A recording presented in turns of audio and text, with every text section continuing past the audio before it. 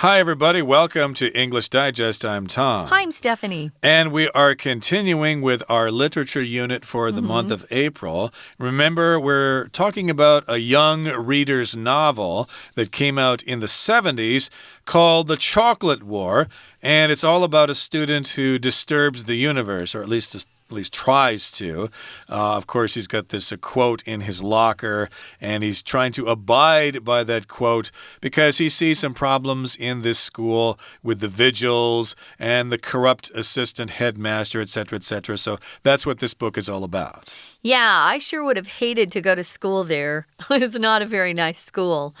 So we're going to continue talking about this particular school. It's called Trinity High School. It's an all-boys Catholic school, and it was located, or this is a fictional school, of course. It was located in Massachusetts in the United States. We're going to continue talking about the plot today. Usually with our literature units, day 2 is always about the author's background.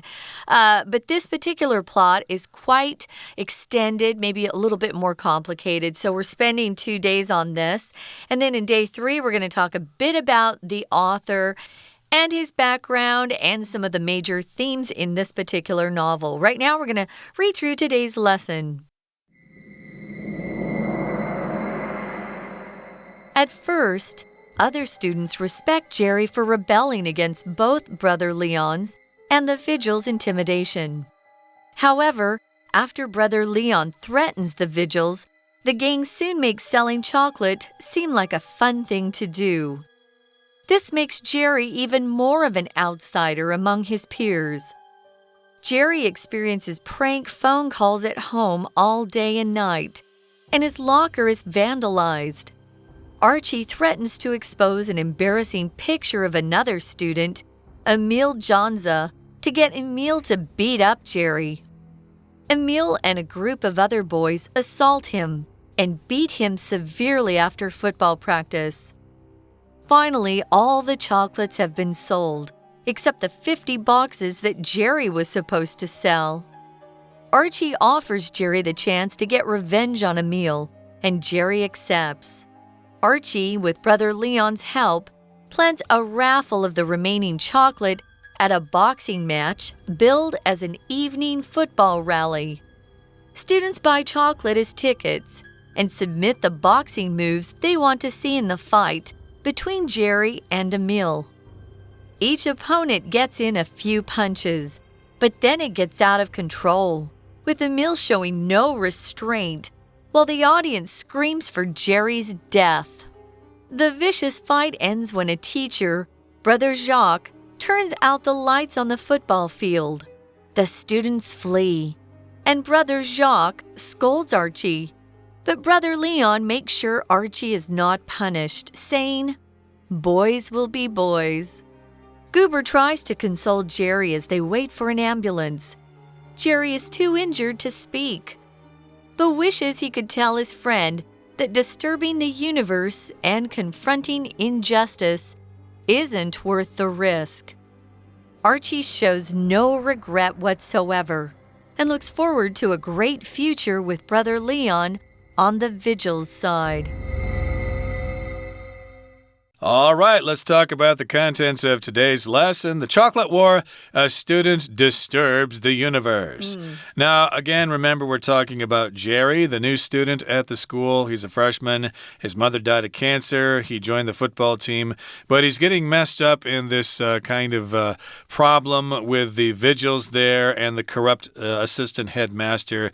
So Jerry, of course, has decided to rebel against these people here. So at first, other students respect Jerry for rebelling against both Brother Leon's and the Vigil's intimidation. So the Vigils, of course, are a gang who are controlling the school. They're manipulating students. They're intimidating them, and they're threatening bodily harm and things like that. So Jerry kind of stands up to them. He rebels against them. Remember, he was supposed to sell chocolate or something like that. He was told not to sell chocolate for 10 days, but then after the 10 days prices were up, he said, hey, I'm still not going to sell chocolate. So, of course, that probably made other people angry. So, if you do something like that, if you don't do as you're told by a strong group of people, you are rebelling against them. So, here we've got the verb to rebel.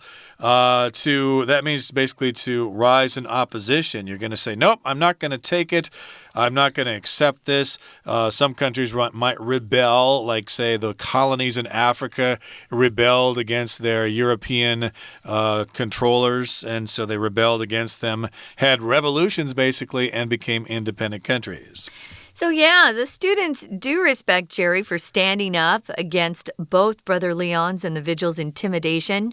Remember, intimidate is the verb, intimidation is the noun. However, after Brother Leon threatens the Vigils, the gang soon makes selling chocolate seem like a fun thing to do.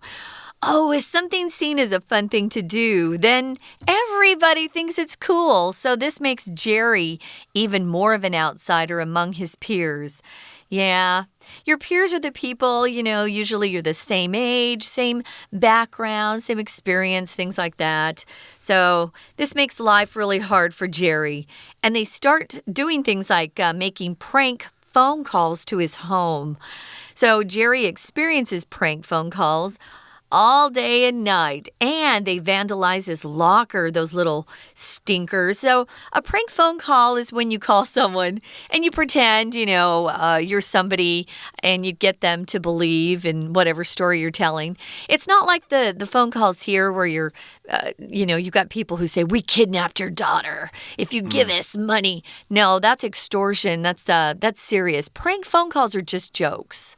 So they might say, oh, did you know that pretty girl in your class has been writing love notes to you? We've seen them. Just fun things to do to kids that age. So, but if it's happening all day and all night, that's annoying. And back then, there were no smartphones, so every time someone called you, that telephone ring is quite loud, So that was happening, and what's horrible is they vandalized his locker. To vandalize something means to destroy or ruin something just because you can. A lot of kids that age, or gangs in general, will often go and vandalize stores, or lately it's been churches in Europe. There are a lot of vandals that are destroying things. So you're destroying somebody else's property.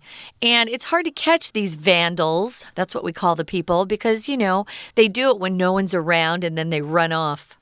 Indeed. So this is what's happening here. Jerry is rebelling against this gang and against Brother Leon. So, they have to make an example of him.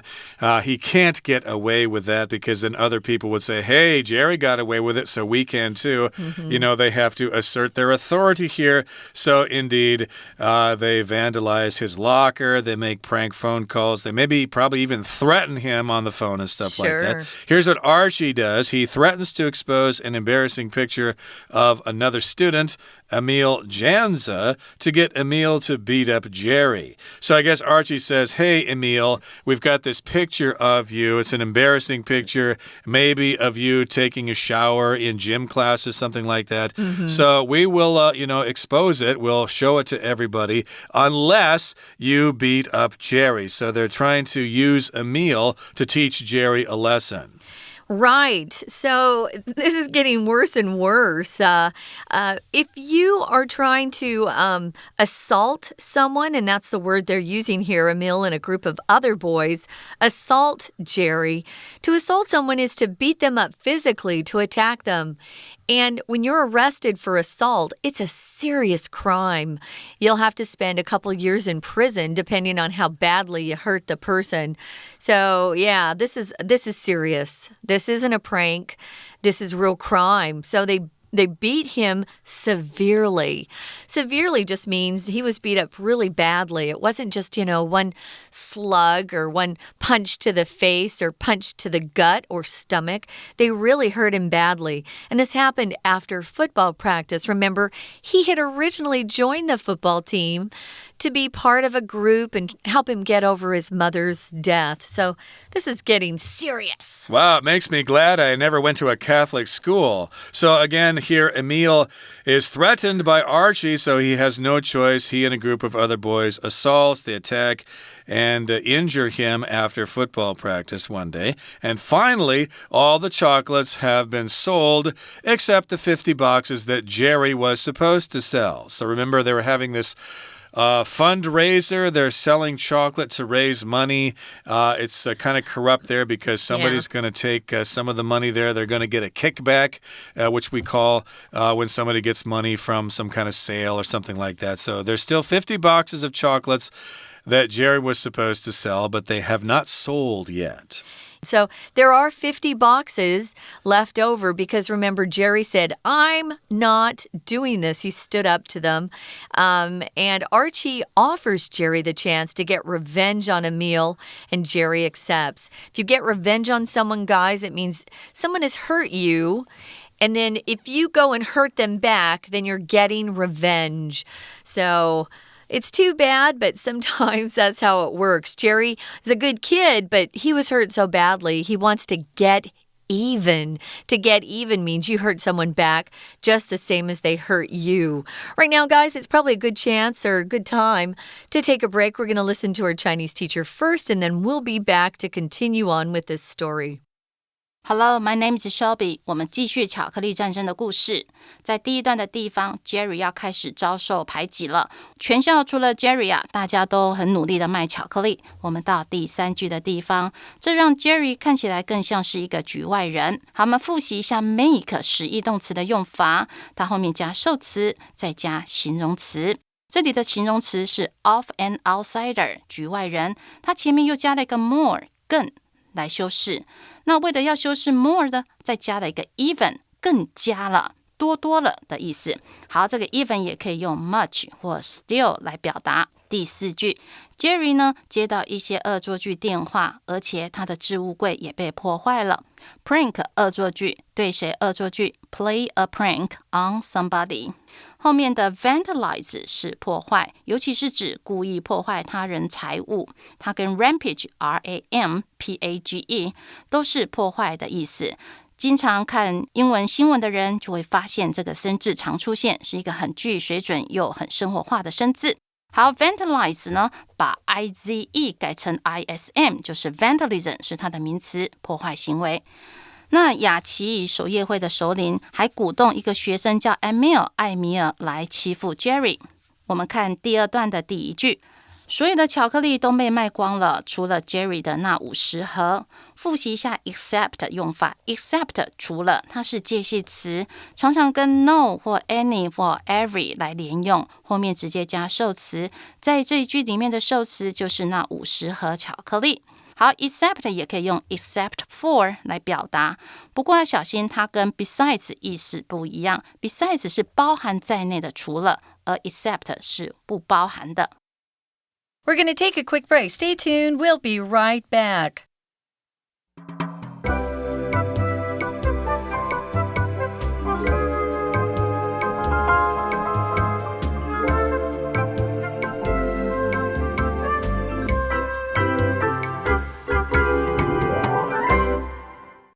Okay, let's continue with our story. Things are kind of getting complicated here. Jerry has been offered the chance to get back at Emil. And Jerry says, okay, I accept. I want to get revenge on Emil for beating me up after football practice one day. So Archie here from the Vigils, with Brother Leon's help, plans a raffle of the remaining chocolate at a boxing match billed as an evening football rally. This is kind of complicated here, but let's explain this here. A raffle is a kind of way to raise money in which you sell tickets and then somebody wins a prize, but still you can make money to pay for something like someone's medical treatment or a band trip or whatever. Yeah.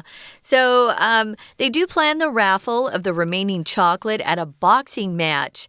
Now remember, Jerry is offered the chance to get revenge on Emil, who beat him up. it wasn't just Emil who beat him up. There was a group of boys. So it was like this big group against Jerry. So it's no wonder that he was beat severely. That's so not fair. I hate that stuff.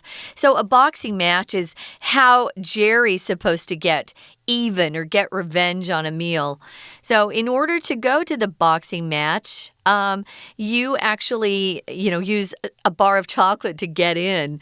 So it's billed billed here is usually a big sign out in front of a theater or something, or, a theater saying, oh, this show's, on. Come on, see this great show. It could be a movie. But here for me, it kind of means it's defined or explained as an evening football rally. That's what they say this boxing match is going to be. It's an evening football rally. But the kids who go know it's really about a boxing match. That it's not really just a football rally. Let's talk about a rally. We do these in America all the time. Before Friday night, in American high schools, actually, in my junior high, we had these too. Friday night was the football game, and it would be my school against another school across town. And you'd want to get everybody excited, so they'd have these rallies where the cheerleaders show up, and they teach you, these great cheers to do, and it gets everybody excited. They go home from school, change their clothes, come back at like 7:30 for the football game. So that's what they had planned here, a football rally. But that's not really what it was. It was a boxing match. Yeah, we call those pep rallies where I'm from. And like in the afternoon, sometimes everybody goes down there and gets all excited about the game.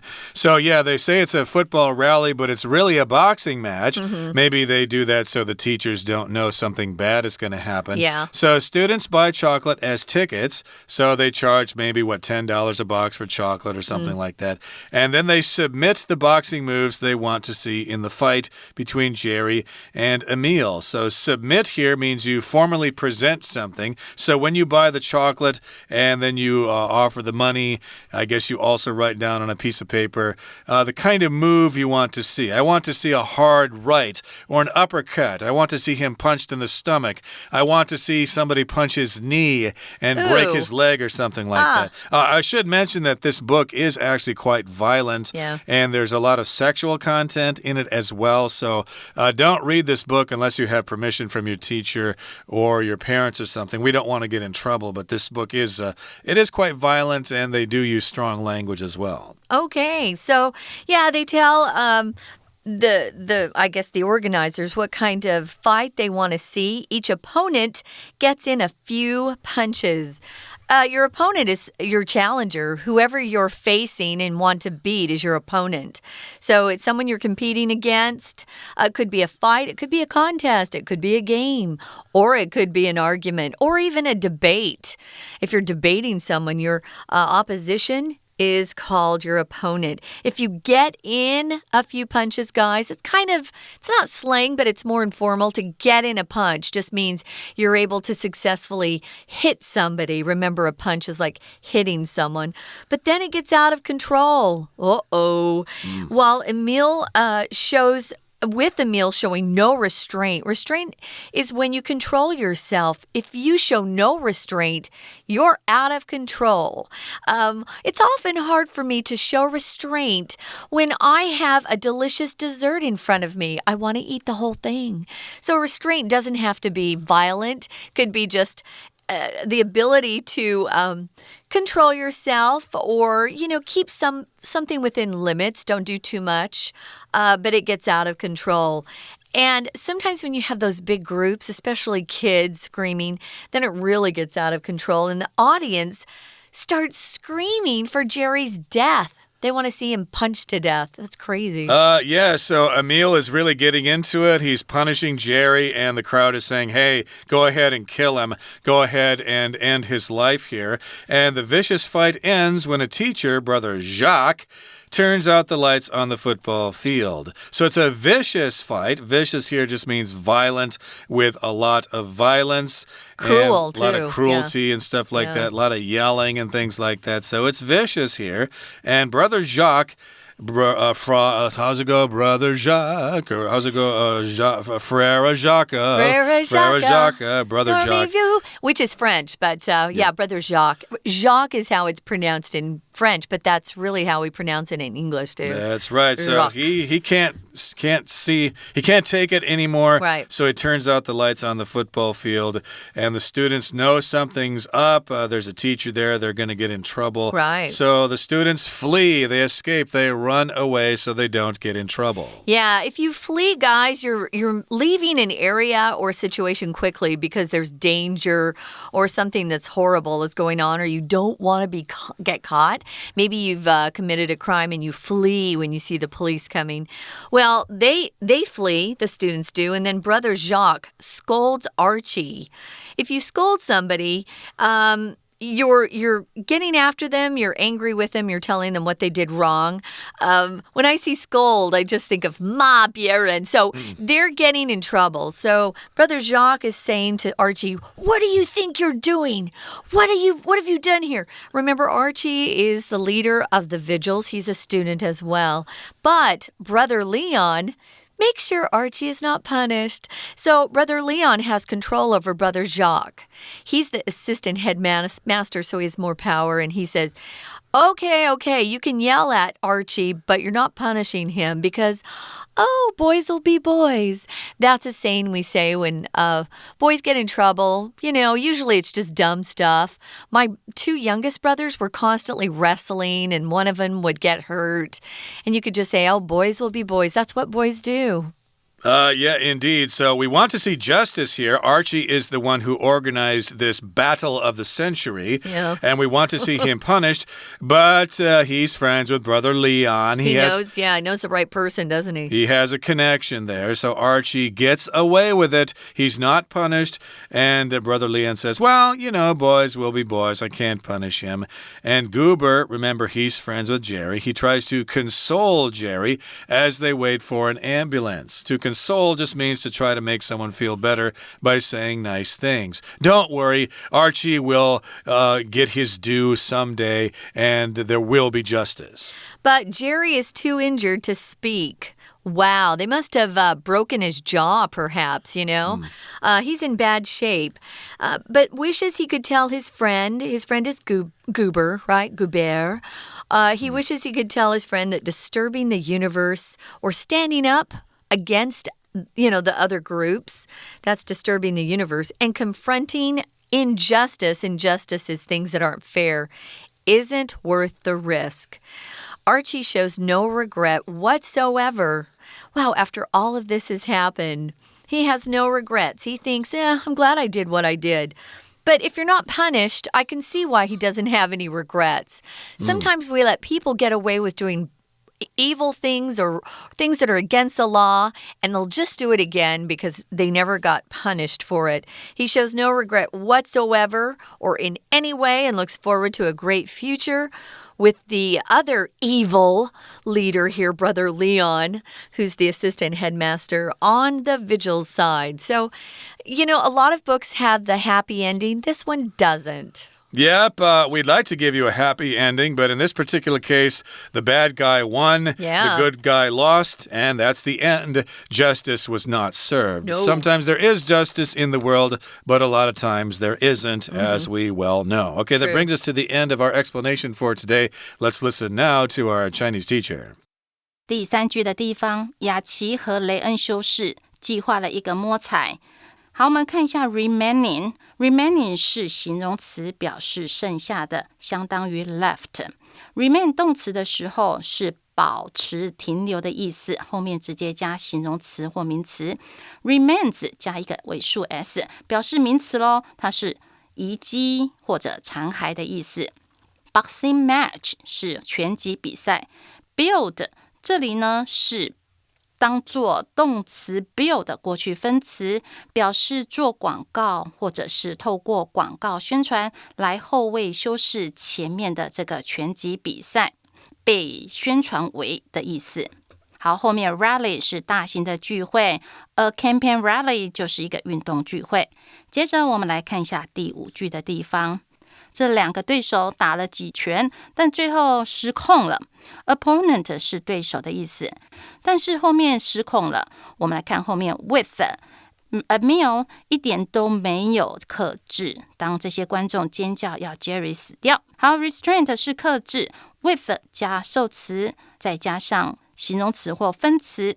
这种句构是为了要表达、引导出主要句子所附带的动作或状态，所以呢，我们可以翻成随着的意思。随着 Emil 呢，他一点都没有克制啊，整个情况就失控了。修饰前面的 it gets out of control， 表示呢 Jerry 现在被打得很惨了。我们到第9句的地方 ，Jerry 伤得很严重，以至于没有办法说话，但是他希望呢，告诉他的朋友说，冒险去撼动宇宙和对抗不公不义，这是不值得的。